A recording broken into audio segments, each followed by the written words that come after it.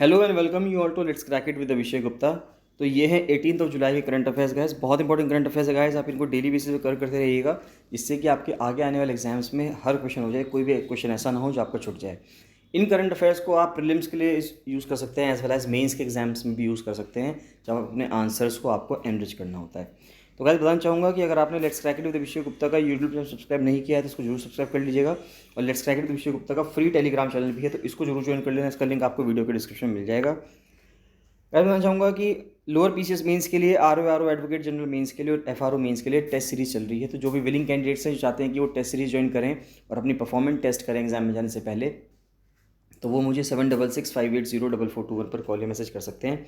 और साथ साथ इन पीडीएफ्स के रेगुलर अपडेट्स लेने के लिए भी, या ये पीडीएफ्स रेगुलर बेसिस पे लेने के लिए भी करंट अफेयर्स की, इसके लिए भी आप मुझे 7665804421 पर कॉल या मैसेज कर सकते हैं।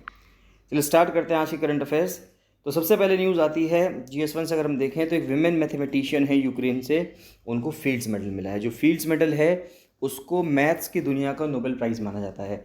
तो यूक्रेनियन मैथमेटिशियन माराइना वियाजोस्का, ये जो वायाजोस्का इनका नाम है, was named as one of the 4 recipients of the prestigious fields medal, जिसको मैथमेटिक्स में नोबेल प्राइज़ माना जाता है। तो फील्ड्स मेडल हमेशा हर 4 साल में अवार्ड किया जाता है टू मैथमेटिशियंस अंडर एज 40। तो जिनकी भी उम्र 40 साल से कम है, यानी कि इसका मतलब ये हुआ कि जो भी यंग मैथमेटिशियंस हैं, यंग रिसर्चर्स हैं मैथमेटिशियंस के, उनको ये अवार्ड दिया जाता है। The recipients are normally announced at the international congress of mathematicians which was originally to be held in Russia. तो जो इंटरनेशनल कांग्रेस है मैथमेटिशियंस की, उस टाइम पे ये उनको उस टाइम पे दिया जाता है। और वैसे तो इस बार ये रशिया में होनी थी, लेकिन इस बार इसको हेलसिंकी में किया जा रहा है, ना कि रशिया में। नेक्स्ट आता है GS2 से। जो सबसे पहले न्यूज़ आ रही है वो आ रही है चाइना का जो बेल्ट एंड रोड इनिशिएटिव है साउथ एशिया में, वो किस प्रकार से चल रहा है, उसका क्या स्टेटस है। तो बहुत ही इंपॉर्टेंट न्यूज़ है, बहुत ही अच्छे से समझेंगे इसको डिटेल से। बहुत अच्छी अच्छी फिगर्स ली गई हैं, पिक्चर्स ली गई हैं, मैप्स लिए गए हैं, उनके थ्रू समझने की कोशिश करेंगे कि चाइना का बेल्ट एंड रोड इनिशिएटिव है क्या। तो सबसे पहले बात यही आती है कि 2013 में चाइनीज़ प्रेसिडेंट शी जिनपिंग ने, जब उनका विजिट था टू कजाकिस्तान एंड इंडोनेशिया, उन्होंने अपनी एक्सप्रेस करा इस his vision to build a silk road economic belt and a 21st century maritime silk road. अब देखिए, ये दो चीज़ें हैं। एक तो है सिल्क रोड इकोनॉमिक बेल्ट, इन्होंने तब किया जब वे कजाकिस्तान गए, और मैरीटाइम सिल्क रोड उन्होंने तब किया, 21st century maritime silk road तब हुआ जब वे इंडोनेशिया में थे। तो चाइनीज़ प्रेसिडेंट शी जिनपिंग ने कहा, जिस तरह से पहले एंशियंट टाइम्स में, प्राचीन अगर इतिहास देखें उस टाइम पे अगर हम देखें, तो भारत और चाइना के पास से होते हुए सिल्क रोड जाया करती थी, जहाँ से बहुत बड़ा ट्रेड रूट बना करता था। तो यही अब काम शी जिनपिंग चाह रहे थे 2013 में आने के बाद, कि वापस से उस सिल्क रोड को रिवाइव की जाए, उससे वापस से जिंदा किया जाए। तो उन्होंने दो विजन दिए। एक तो दिया सिल्क रोड इकोनॉमिक बेल्ट, ये तो उन्होंने दिया कि जो हमें बाय रोड, जो हमें एक सिल्क रोड बनानी है, जो बाय रोड हमें ट्रेड करना है। फिर उन्होंने एक दिया 21st century maritime silk road, जिसमें हम समुद्र के रास्ते के थ्रू हम अलग अलग देशों को जोड़ेंगे, to break the bottleneck in Asian connectivity. उनका कहना यह था कि एशियन कनेक्टिविटी में जो कमी है, कि जो एशिया के देश आपस में कनेक्टेड नहीं है, उसके लिए यही तरीका है कि सड़कों के द्वारा तो हम कनेक्ट करें सिल्क रोड इकोनॉमिक बेल्ट के थ्रू, और मैरीटाइम के थ्रू यानी कि समुद्र के रास्ते करें 21st century maritime silk road. This vision led to the birth of the BRI, और इस वजह से BRI यानी कि बेल्ट एंड रोड इनिशिएटिव का एक जो इनिशिएटिव था वो शुरू हुआ। The initiative envisioned a Chinese led investment of over $1 trillion in partnership in partner countries by 2025। तो ये कहा गया कि चाइना की तरफ से $1 ट्रिलियन तक का इन्वेस्टमेंट होगा 2025 तक। More than 60 countries have now joined BRI agreements with China, with infrastructure projects under the initiative being planned or under construction in Asia, Africa, Europe and Latin America. तो 60 से ज़्यादा देश ऐसे हैं जिन्होंने चाइना के साथ BRI के प्रोजेक्ट साइन करे हैं, और उनके यहाँ या तो प्रोजेक्ट्स कुछ कंप्लीट हो गए हैं, कुछ चल रहे हैं, और कुछ अभी डेवलपमेंट के अंदर रहेंगे, या कंस्ट्रक्शन कुछ टाइम बाद होगा उनमें, चाहे वो एशिया के देश हों, अफ्रीका के हों, यूरोप के हों, और लैटिन अमेरिका के देश हों। हालांकि लैटिन अमेरिका तक पहले ये सोचा नहीं गया था, लेकिन धीरे धीरे चाइना के एम्बिशियस प्रोजेक्ट्स की वजह से चाइना के एम्बिशंस जो हैं लैटिन अमेरिका तक भी पहुंच गए हैं। To finance BRI projects, China offers huge loans at commercial interest rates that countries have to pay within a fixed number of years. तो देखिए, ये फ्री के प्रोजेक्ट्स नहीं हैं, या फ्री का पैसा नहीं है। जो चाइना अलग अलग देशों को पैसे दे रहा है उसके ऊपर उसको कुछ इंटरेस्ट भी चाहिए, और वो पूरा का पूरा जो कर्ज दे रहा है वो उसको वापस भी चाहिए। तो कुछ फिक्स्ड नंबर ऑफ ईयर्स में उसको वो वापस चाहिए। दिक्कत यहाँ पे ये आ रही है कि जो स्टेट्स हैं, जो कंट्रीज़ हैं, जो चाइना से वो पैसा ले रहे हैं, वो ये नहीं समझ रहे कि वो पैसे से जो चीज़ें भी वो बना रहे हैं वो इतना ज़्यादा हमारे पास उससे पैसा नहीं आएगा। यानी कि वो प्रोजेक्ट्स तो बना रहे हैं लेकिन उस प्रोजेक्ट से इतना पैसा नहीं आएगा जिससे कि उसके पैसे वापस दी जा सकें चाइना को। The west has accused China of debt trapping. तो वेस्ट ने, यानी कि जो अमेरिकन कंट्रीज़ हैं या वेस्टर्न यूरोपियन देश हैं, उन्होंने एक्यूज़ किया है, चाइना पे इल्ज़ाम लगाया है कि चाइना डेट ट्रैप की एक पॉलिसी अपना रहा है बाय एक्सटेंडिंग प्रीडेटरी लोन्स। यानी कि एक वैसा लोन्स दे रहा है कि वो आसानी से शिकार बन जाता है एक छोटा देश, लेकिन वो ये नहीं समझ पा रहा छोटा देश कि ये लोन हम ना तो चुका पाएंगे और ना ही कभी चाइना के ऋण से निकल के आ पाएंगे। That forces countries to cede key assets to China. यानी कि इसके वजह से क्या होता है कि जो देश हैं वो कहते हैं कि चलो भाई, हम आपको अपना पैसा तो नहीं दे पा रहे, जो आपका पैसा था आप हमारी ये प्रॉपर्टी ले लो। फॉर एग्जांपल, जिस तरह से श्रीलंका ने कहा कि आप हमारा हम्बनटोटा पोर्ट ले लो 99 साल के लिए, क्योंकि हम जो लोन है वो नहीं चुका पाएंगे। However research indicates that low and middle income countries are often the ones to approach China. तो जो छोटे देश थे, लो इनकम कंट्रीज़ हैं, मिडिल इनकम कंट्रीज़ हैं, वो ही अप्रोच कर रहे हैं चाइना को after not being able to secure loans from elsewhere. क्योंकि उनको और कहीं से लोन नहीं मिल रहा, तो इसलिए वो चाइना के पास जा रहे हैं, क्योंकि चाइना बिना कंडीशंस को उनको लोन दे रहा है। In recent years, the BRI seems to have experienced a slow down as annual Chinese lending to countries under the initiative slimmed from its peak। अब देखिए क्या हुआ है, धीरे धीरे देखा जा रहा है कि BRI के तहत जो देशों को लोन दिया जा रहा था चाइना की तरफ से, अब धीरे धीरे उसकी कमी आ रही है। पहले ऐसा हुआ था कि 2015 में दूसरे देशों को 125 बिलियन डॉलर तक का लोन दिया गया था, लेकिन 2021 तक आते आते अब ये लोन 125 बिलियन से कम होकर 50 से 55 बिलियन तक रह गया है। तो अब देखते हैं कि China to rebuild ancient silk road. अब देखिए यहाँ पे क्या कैसे कैसे है उसको हम देख लेते हैं। ये जो रेड कलर से दिख रहा है ये है रोड वाला, यानी कि सिल्क रोड इकोनॉमिक बेल्ट, जो लैंड पे होगा, यानी कि वो चाइना से स्टार्ट होगा और इस तरह से ये जाएगा यूरोप तक। और फिर एक है मैरीटाइम सिल्क रोड, और जो मैरीटाइम सिल्क रोड है वो समुद्र के रास्ते होगा, वो चाइना से स्टार्ट होगा, ये ब्लू वाला। इसमें अगर देखें तो कलकत्ता भी, इनका जो कोलकाता है वो भी कोलकाता या बांग्लादेश अगर हम कहते हैं तो बांग्लादेश इनका उसमें एक इनिशिएटिव है या एक प्रोजेक्ट है जहाँ पे बांग्लादेश में प्रोजेक्ट चल रहे हैं। उसके बाद यहाँ पे नीचे श्रीलंका में है, और उसके बाद फिर ये अफ्रीका में आएंगे और यहाँ से होते हुए फिर ये यूरोप में जाएंगे। तो ये इस तरह से दो प्रोजेक्ट्स हैं, दो लाइन ऑफ प्रोजेक्ट्स हैं। एक तो रेड में हो गया, ये रोड का हो गया, और ये समुद्र के रास्ते हो गया। तो इसमें जो पैसे दे रहे हैं, देखो वो देख सकते हैं हम कहाँ कहाँ से पैसे दे रहे हैं।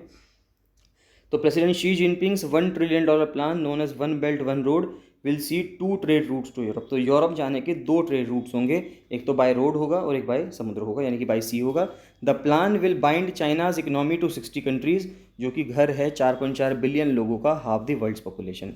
तो अब देखिए, आप देख सकते हैं कि इसमें जो पैसे देगा वो चाइना डेवलपमेंट बैंक है, चाइना बेस्ड जो एशियन इंफ्रास्ट्रक्चर इन्वेस्टमेंट बैंक होगा, फिर सिल्क रोड फंड बनाया गया है, और एक न्यू डेवलपमेंट बैंक है ब्रिक्स का।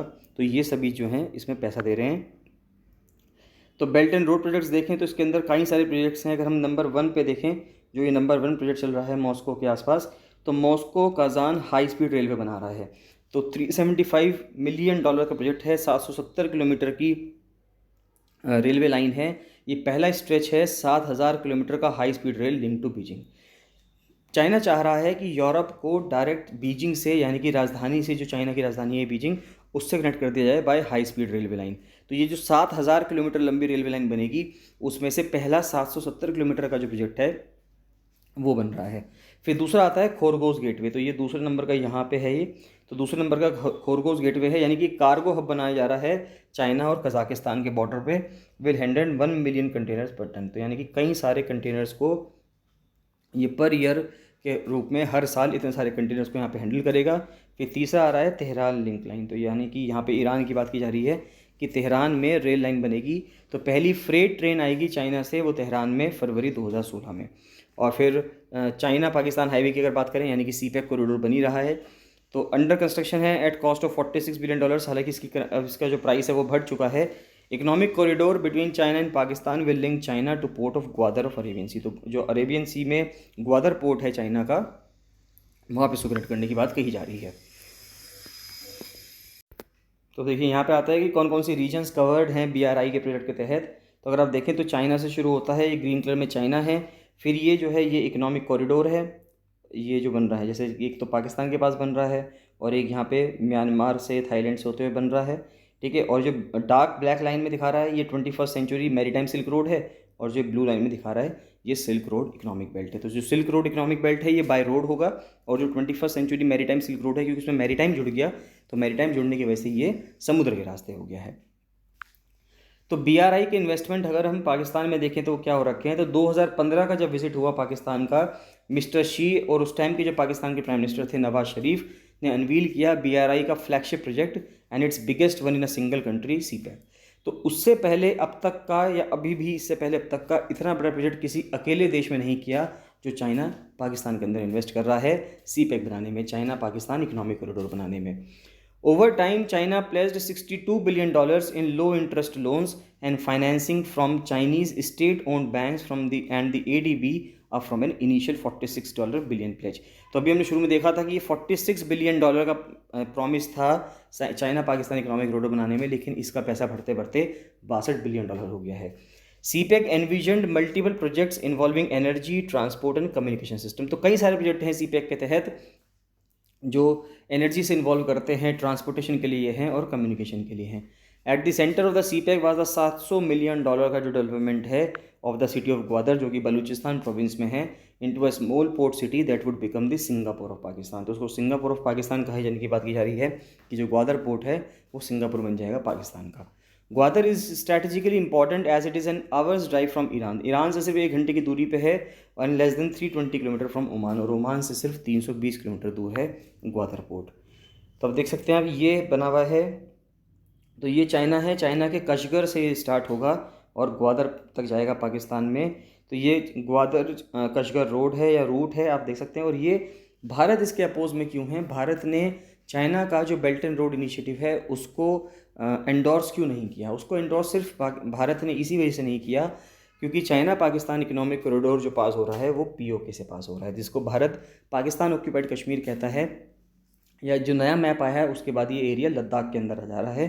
तो ये वाला जो गिलगित बल्तिस्तान वाला जो हिस्सा है जो भारत अपनी टेरिटरी बताता है, उसके अंदर से ये प्रोजेक्ट जा रहा है। तो चाइना का जो भारत का कहना ये है कि अगर ये प्रोजेक्ट इसके अंदर से नहीं जाएगा तो हमको कोई भी दिक्कत नहीं है चाइना के इस प्रोजेक्ट से, इस BRI की स्कीम से इसका हिस्सा हम भी बन सकते हैं, लेकिन हम तब तक नहीं बनेंगे जब तक कि चाइना पाकिस्तान इकोनॉमिक कॉरिडोर से अपने प्रोजेक्ट को नहीं हटाएगा। तो routes and main China sponsor projects अगर हम देखें चाइना पाकिस्तान इकोनॉमिक कॉरिडोर में, तो कई सारे प्रोजेक्ट होंगे। अगर आप देख सकते हैं कि ये पूरा चाइना से लेके ग्वादर तक बन रही हैं, सभी चीज़ें बन रही हैं यहाँ पे। तो अब कई सारी चीज़ें हैं इसमें, ग्वादर का इंटरनेशनल एयरपोर्ट भी बनेगा, फिर ग्वादर का पोर्ट भी बन रहा है, 1320 मेगावाट का एक कोल बेस्ड पावर प्रोजेक्ट बन रहा है, 6.5 मेट्रिक टन का एक कोल माइनिंग प्रोजेक्ट बन रहा है। तो ऐसे करके कई सारी चीज़ें हैं जो उसमें बन रही हैं। एक बार आपको पढ़ लीजिएगा, इसको PDF में इंक्लूड कर दिया गया है, तो जिनके स्टूडेंट्स के पास भी PDF जा रही हैं वो आप सब लोग एक बार इसको पढ़ लेना कि कौन कौन से प्रोजेक्ट्स हैं जो इसके तहत बन रहे हैं। नेक्स्ट आता है व्हाट अबाउट श्रीलंका। अगर हम श्रीलंका में देखें तो in Sri Lanka multiple infrastructure projects were being financed by China. तो श्रीलंका में भी क्या हुआ है कि कई सारे इंफ्रास्ट्रक्चर प्रोजेक्ट्स हैं जो वहाँ पे फाइनेंस किए गए हैं चाइना के द्वारा, which came under the fold of the BRI after it was launch in 2013। तो 2013 के BRI प्रोजेक्ट के लॉन्च होने के बाद तो चाइना का जो इन्वेस्टमेंट था श्रीलंका में पहले भी हो रहा था, तो वो सभी प्रोजेक्ट्स जो हैं BRI के तहत आ गए हैं। The island nation in the last couple of years has witnessed competition between India and China in port terminal and energy projects. तो इंडिया में और चाइना में काफ़ी कंपटीशन रह रहा था कि श्रीलंका में कौन इन्वेस्ट करेगा, क्योंकि जो छोटे देश होते हैं इनको हमारी ज़रूरत नहीं है, हमको इनकी ज़रूरत है।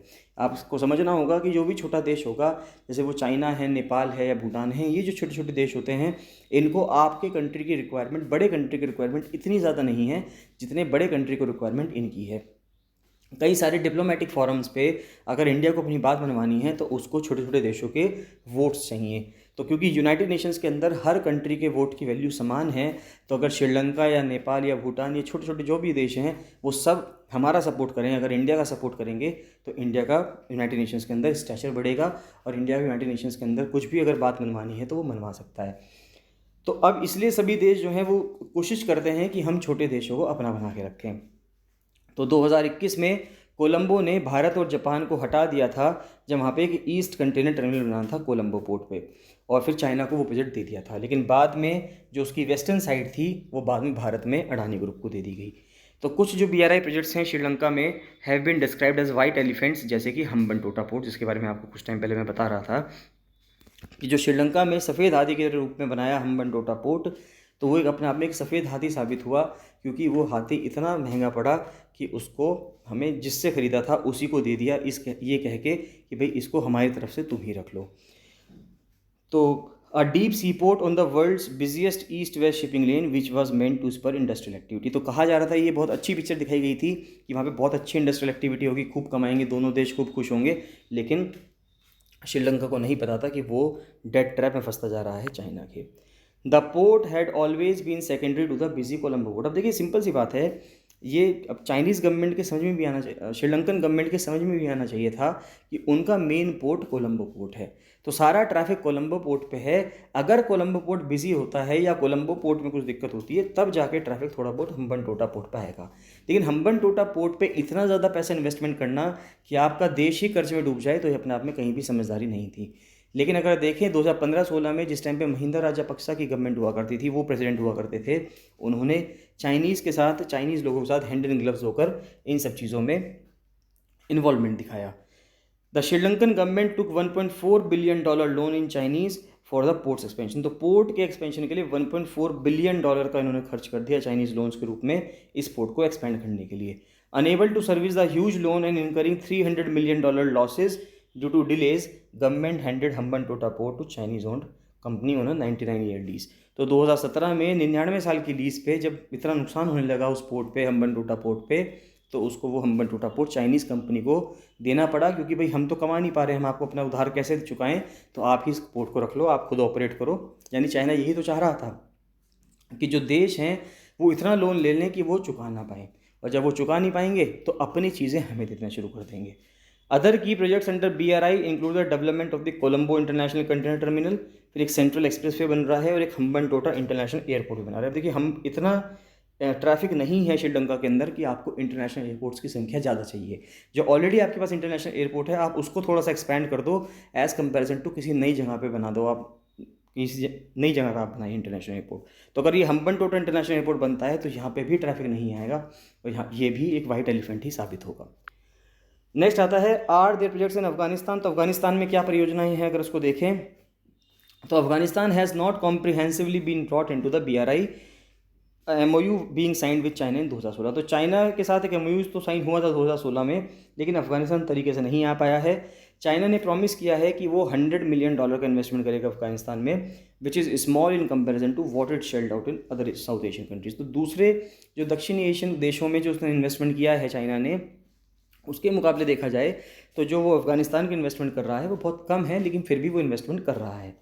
मालदीव्स के अगर अंदर हम बात करें, तो मालदीव जो कि इंडियन ओशन के बीच में सिचुएटेड है, कंप्राइज 200 आइलैंड्स, 200 से ज़्यादा आइलैंड्स हैं, और इंडिया और चाइना का दोनों का स्ट्रेटेजिक इंटरेस्ट है यहाँ पे। तो जो मोस्ट प्रोमिनेंट BRI प्रोजेक्ट्स है मालदीव्स के अंदर, वो एक 2 किलोमीटर का चाइना मालदीव्स फ्रेंडशिप ब्रिज बन रहा है, जो कि 4 लेन का ब्रिज बनेगा $200 मिलियन में। Most of China's investment in the Maldives happened under former president Abdullah Yamin. तो अब्दुल्ला यमीन के अंदर जो है चाइना का इन्वेस्टमेंट हो रहा है मालदीव्स में। Over the years opposition protest grew against the large borrowing from China and mister Yameen was defeated in 2018। तो जब जिस टाइम पे अब्दुल्ला यमीन प्रेसिडेंट हुआ करते थे मालदीव्स के, तो उन्होंने खूब सारा लोन ले लिया चाइना से। ये कुछ उसी तरह से है जिस तरह से महिंदा राजापक्सा ने किया था श्रीलंका के अंदर। तो जिस स्थिति से श्रीलंका गुजर रहा है आज, महिंदा राजापक्सा की 2015-16 की जो गवर्नमेंट थी, वो भी इसके लिए लायबल है, वो भी इसके लिए जिम्मेदार है। तो अगर मालदीव्स में भी समय रहते ऐसा ना होता कि जो अब्दुल्ला यमीन की सरकार थी वो गिर गई, उसके बाद फिर इब्राहिम मोहम्मद सोली आए वहाँ पे, अगर वो ना आते और अब्दुल्ला यमीन रहते, तो आज कुछ ऐसी स्थिति होती मालदीव्स की जो आज श्रीलंका की हो रही है। The Maldives current regime of President Ibrahim Soli has tried to distance itself from the BRI। तो सोली ने कोशिश की है कि वो चाइना से दूर रहे और भारत के पास जाए और इंडिया फर्स्ट पॉलिसी अपनाए। India has also in recent years sought greater ties with Maldives under prime minister Narendra Modi's neighbourhood first policy. तो जो प्राइम मिनिस्टर की नेबरहुड फर्स्ट पॉलिसी है, तो भारत ने भी कोशिश की है कि वो मालदीव्स के साथ अपने जो रिलेशंस हैं उनको बेटर करे। तो बांग्लादेश की बात करते हैं। What about Bangladesh? तो बांग्लादेश ने भी BRI को ज्वाइन किया 2016 में। Has been promise the second highest investment, $40 billion की इन्वेस्टमेंट आई है बांग्लादेश के अंदर पाकिस्तान के बाद। Bangladesh has been able to benefit from the BRI while maintaining diplomatic and strategic ties with both India and China. तो बांग्लादेश अच्छे से इसको हैंडल कर रहा है, वो BRI से भी बेनिफिट ले रहा है, लेकिन अपने जो पॉलिटिकल इंटरेस्ट्स हैं, स्ट्रेटेजिक इंटरेस्ट्स हैं, वो भारत के साथ भी मेंटेन करके रख रहा है और चाइना के साथ भी। It has managed to not upset India by getting India to build infrastructure projects similar to BRI in the country। तो अब वो इंडिया को भी प्रोजेक्ट्स दे रहा है और चाइना को भी दे रहा है, यानी कि दिमाग का काम कर रहे हैं, क्योंकि वो देख रहे हैं कि आसपास की क्या स्थिति बन रही है। 2016 में जब चाइनीज़ गवर्नमेंट ने प्रॉमिस किया ढाका को, यानी कि बांग्लादेश को, कि BRI इन्वेस्टमेंट हम $40 बिलियन का करेंगे, India followed up in 2017 by extending a $5 billion line of credit. तो इंडिया ने भी 2017 में $5 बिलियन की LOC दी। BRI प्रोजेक्ट्स इंक्लूड, अब BRI के प्रोजेक्ट्स क्या क्या हैं, जैसे कि चाइना बांग्लादेश फ्रेंडशिप ब्रिज बन रहे हैं, वहाँ पे स्पेशल इकोनॉमिक जोन बन रहे हैं। फिर एक $689.35 मिलियन का एक कर्णफूली रिवर में टनल प्रोजेक्ट बना रहे हैं। फिर चिटागोंग पोर्ट बना रहे हैं, और चाइना का यूनान प्रोविंस से उसको एक रेल लाइन बना रहे हैं वहाँ पे, उसको ज्वाइन करने के लिए। तो यानी काफ़ी सारे काम कर रहे हैं। However multiple projects have been delayed into the slow release of funds by China. लेकिन फंड्स नहीं आ रहे हैं चाइना की तरफ से तेज़ी से, तो इस वजह से जो प्रोजेक्ट्स हैं वो काफ़ी स्लो काम हो रहा है, उन प्रोजेक्ट्स पे काफ़ी धीरे काम चल रहा है। नेक्स्ट आती है न्यूज़ की जम्मू कश्मीर से न्यूज़ आ रही है कि जो गुपकर अलायंस है वो अभी भी एक फोर्स है to reckon with in Jammu and Kashmir. तो अब गुपकर अलायंस क्या है ये समझना ज़रूरी है। तो people's alliance for Gupkar declaration, जो एक ग्रुप बनाया गया था सभी पार्टीज़ के द्वारा, जो ये कोशिश कर रही हैं जम्मू कश्मीर के अंदर कि जम्मू कश्मीर का जो स्टेटहुड है उसको वापस लाया जा सके, और उसका जो स्पेशल स्टेटस था आर्टिकल 370 के तहत उसको वापस लाया जा सके, is likely to pose a formidable challenge to regional parties and the BJP in the first ever assembly poll in the union territory. तो जो पहले असेंबली पोल होने हैं यूनियन टेरेटरी में, क्योंकि जम्मू कश्मीर की जो यूनियन टेरेटरी बनाई गई है इसमें एक लेजिस्लेचर भी होगा, इसका एक चीफ मिनिस्टर भी बनेगा। तो जो गुपकर अलायंस बनाया गया है BJP को छोड़ के बाकी सभी पार्टीज़ ने, जो रीजनल पार्टीज़ हुआ करती थी, उन सब ने मिलकर एक ग्रुप बनाया था जिससे कि वो बात कर सकें और अपोजिशन दे सकें BJP को। तो वहाँ पे अब ये कहना चाह रहे हैं कि जब वहाँ पे पहली बार इलेक्शन होंगे तो एक बहुत ही बड़ा चैलेंज देंगे वो। नेक्स्ट आता है, बहुत ही अच्छा आर्टिकल लिखा गया है न्यूज़पेपर में कि words from Bandung to relive in Bali and Delhi. अब देखिए ये कहा जा रहा है कि बांडुंग कॉन्फ्रेंस जो हुई थी, बांडुंग कॉन्फ्रेंस कहा जा रहा है, जो पहली मीटिंग हुई थी नॉन लाइन मूवमेंट की, कि उसको हम दोबारा से रिलीव करें बाली में और दिल्ली में। तो राइटर के द्वारा लिखा गया है कि 3 बैक टू बैक समिट हुई हैं पिछले 15 दिनों में, have settled the dust on who stands where on the Russian invasion of Ukraine. तो कौन किस देश के साथ खड़ा है, रशिया के साथ खड़ा है या यूक्रेन के साथ खड़ा है, और रशिया और यूक्रेन के युद्ध में किस कंट्री का क्या स्टैंड है। तो पिछले 15-20 दिनों में जो लगातार 3-4 बैठकें हुई हैं उससे चीज़ें सब समझ में आ रही हैं। तो पहले ब्रिक्स की मीटिंग होती है जून 23-24 में, उसके बाद G7 समिट हुआ 26-27 जून में, और उसके बाद नेटो की समिट हुई मैड्रिड में 29 जून में। तो prime minister Narendra Modi attended the BRICS summit virtually, BRICS summit हमने वर्चुअली अटेंड किया। उसके बाद फिर जर्मनी गए प्रधानमंत्री मोदी G7 के लिए, between the 7 most industrialize nations, और उसके बाद स्पेशल इन्वाइटी थे उस साल के अर्जेंटीना, इंडोनेशिया, भारत, सेनेगल और साउथ अफ्रीका। फिर इंडिया जो है वो नेटो समिट का पार्ट नहीं है, which included an outreach to the United States, Indo Pacific treaty allies, जैसे कि Japan, South Korea, Australia, New Zealand. तो इंडिया के जो एक्सटर्नल अफेयर्स मिनिस्टर थे जयशंकर, उन्होंने फॉरेन मिनिस्टर्स की मीटिंग थी G20 की, वर्ल्ड्स लार्जेस्ट इकोनॉमीज़, जो बाली में हुई 7 जुलाई 8 जुलाई को, उसको अटेंड किया।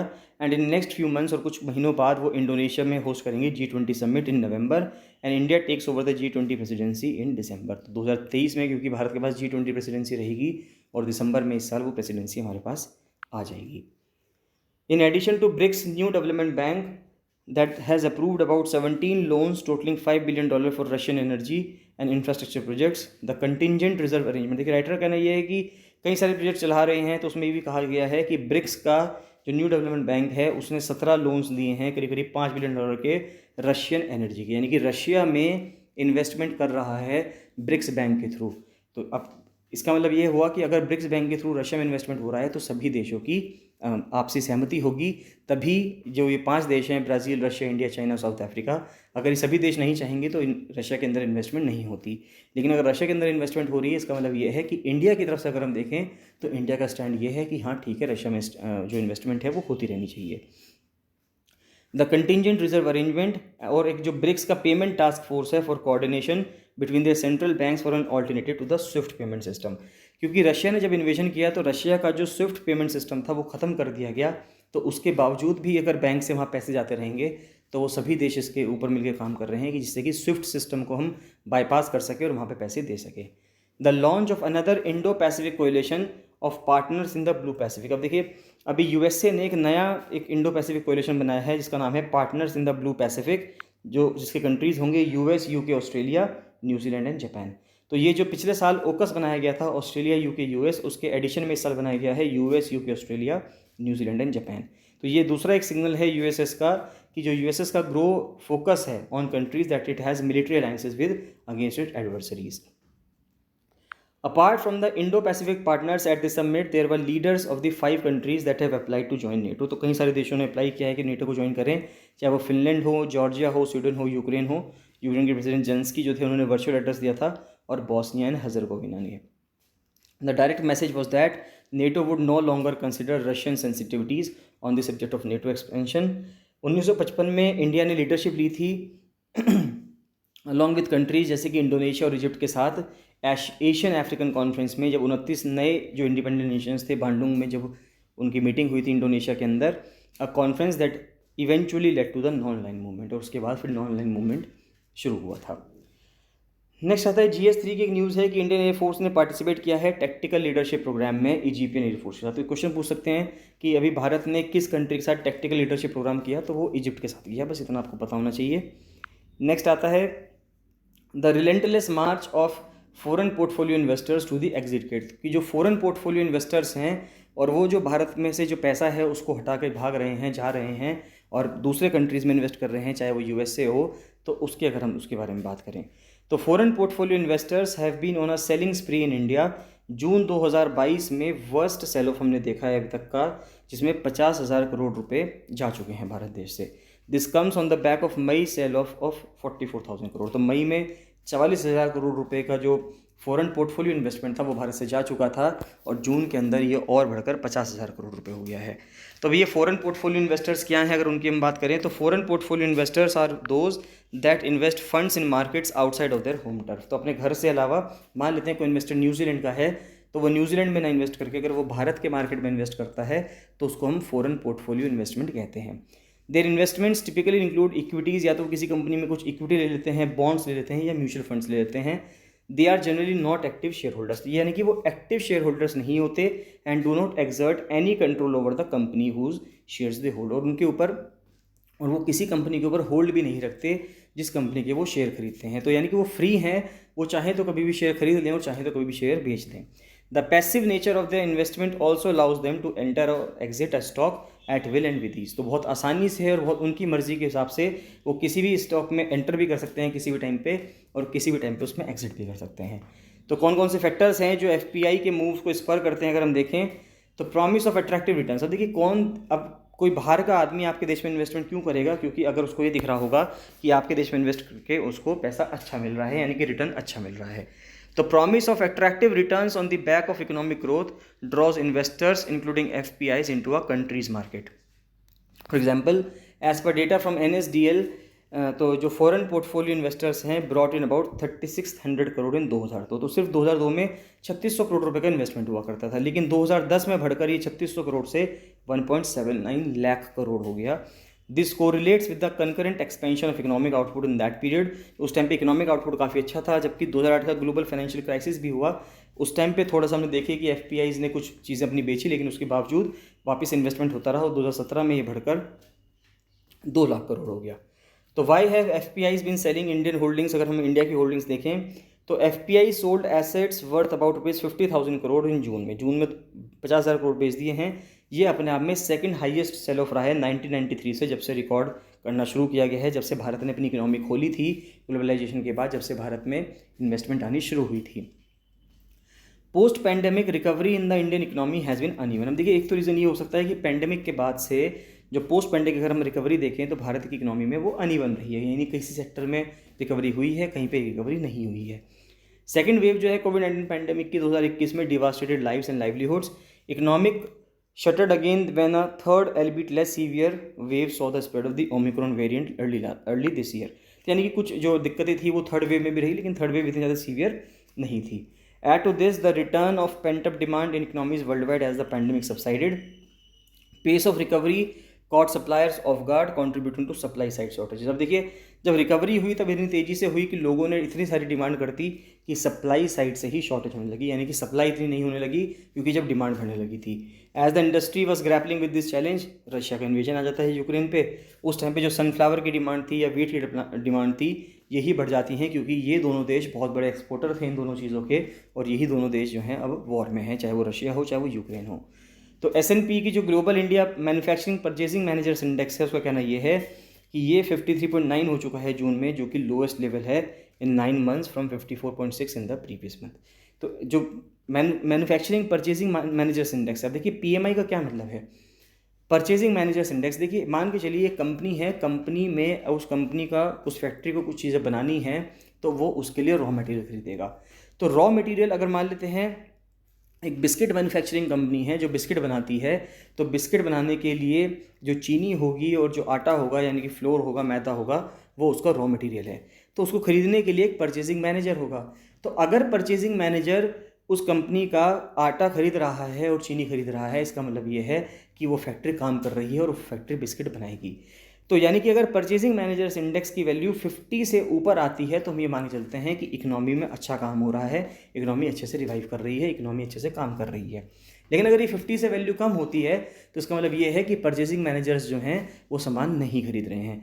तो अगर हम देखें तो जून के अंदर ही 53.9 हो गया है, जबकि इससे पहले पिछले महीने में यानी कि मई के महीने में परचेजिंग मैनेजर्स इंडेक्स 54.6 हुआ करता था.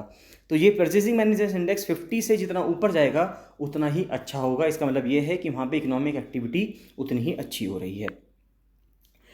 नेक्स्ट आता है capital city to host India's biggest shopping festival. तो न्यू दिल्ली की बात की जा रही है कि जो नई दिल्ली है वहाँ पे भारत का सबसे बड़ा शॉपिंग फेस्टिवल होगा अगले साल 2023 में. ये वहाँ के चीफ मिनिस्टर अरविंद केजरीवाल जी का कहना है. तो capital will host a month long shopping festival between January 28 and February 26, 2023. Delhi government ने अनाउंस किया है ये भारत का सबसे बड़ा शॉपिंग फेस्टिवल होगा. Aims to attract people from across the world, boost local tourism और जनरेट करेंगे employment for the city's residents. तो क्वेश्चंस देख लेते हैं कुछ. तो प्रेजेंट और 14th दलाई लामा जो है टेंजिन ग्यात्सो, उनका जन्म जो है 6 जुलाई 1935 को हुआ था. तो देखिए दलाई लामा किसी पर्सन का नाम नहीं है, दलाई लामा अपने आप में एक पोस्ट है. वो जो पोस्ट है 14th दलाई लामा जो है इस टाइम पे, उनका नाम जो है वो तेंजिन ग्यात्सो है. तो कुछ क्वेश्चन है उनके बेसिस पे क्वेश्चन देख लेते हैं. तो पहला क्वेश्चन ये आता है कि जब 1989 में चाइना का जब तियानमेन स्क्वायर हुआ उसके टाइम पे जो 14th दलाई लामा थे उन्होंने वॉज प्रेजेंटेड दिस अवार्ड. तो उनको ये अवार्ड दिया गया है for the struggle of the liberation of Tibet and the efforts for a peaceful resolution के लिए, and in part tribute to the memory of Mahatma Gandhi के लिए. जो उनको अवार्ड दिया गया वो क्या दिया गया, नोबेल पीस प्राइज का अवार्ड दिया गया उनको. फिर आता है this approach is known for being the 14th Dalai Lama adopted method for resolution of the issue between Tibet and China. तो दलाई लामा ने जो 14th दलाई लामा जो है, प्रेजेंट दलाई लामा जो है, उन्होंने जो अप्रोच दिखाई है तिब्बत और चाइना का जो इशू है उसको सॉल्व करने के लिए, उसका क्या नाम है ये पूछा जा रहा है basically. The essence of this approach is based on the principal that besides independence all other issues can be resolve through peaceful and mutually beneficial negotiations. तो उनका कहना ये है आज़ादी का अगर हिस्सा हम छोड़ दें, इंडिपेंडेंस का अगर हम प्रिंसिपल को छोड़ दें, तो उसके अलावा दूसरे जितने भी इशूज़ हैं उनको हम पीसफुली सॉल्व कर सकते हैं. तो उसका जो नाम है वो मिडल वे अप्रोच दिया गया है, यानी कि मध्यम मार्ग की बात की गई है. फिर ये है कि बुद्धिज़्म के अंदर बताइए वो टर्म कौन सा होगा, जो भी पर्सन बुद्धाहुड की तरफ जा रहा है, अवेकनिंग की तरफ जा रहा है, तो उस पर्सन को क्या कहते हैं, तो उसको बोधिसत्वा कहते हैं. नेक्स्ट आता है inner world is studio album है जो रिलीज़ की गई थी 14th दलाई लामा के द्वारा 2020 में. तो the chart topping album features multiple acclaimed artists. उसमें से कि एक भारत के स्टार प्लेयर भी थे, तो वो कौन हैं, वो हैं अनुष्का शंकर. फिर 1959 में तिब्बतन अपराइजिंग जब हुआ तो 14th दलाई लामा जो है वो लहासा से तिब्बत से जब वहाँ से गए, तो तिब्बत से जब वो भारत की टेरिटरी में एंटर होते हैं तो वो कहाँ पे एंटर होते हैं, कहाँ पे उनका स्वागत किया गया, उनका स्वागत तवांग अरुणाचल प्रदेश में किया गया. नेक्स्ट आता है, इसको लिटिल लहासा भी कहा जाता है, और ये एक हिमाचल प्रदेश के आसपास का सबर्ब है जिसको सर डोनाल्ड फ्रील मैकलॉड के नाम से जाना जाता है, जो कि LG हुआ करते थे पंजाब के. तो इस एरिया का नाम क्या है, इसको नाम दिया गया मैकलॉडगंज. बहुत ही फेमस एक टूरिस्ट डेस्टिनेशन भी है, बहुत लोग वहाँ पे जाते भी हैं. नेक्स्ट आता है जो दलाई लामा है उनको एक इनकारनेशन माना जाता है स्पिरिचुअल बीइंग का, जो कि 4 आम का एक तिब्बतन फॉर्म है. वो कौन पर्सन है, वो हैं अविलोकितेश्वरा. तो इनको दलाई लामा को इनका इनकारनेशन माना जाता है. तो इसी के साथ आज के करंट अफेयर्स कंप्लीट होते हैं गाइस. बहुत इंपॉर्टेंट करंट अफेयर्स थे. कोई भी आपका डाउट आता है तो आप मुझे कमेंट सेक्शन में कमेंट करके जरूर बताइएगा, वीडियो को लाइक एंड शेयर जरूर कर दीजिएगा। चलिए बाकी मिलते हैं नेक्स्ट वीडियो में। So thank you and bye bye.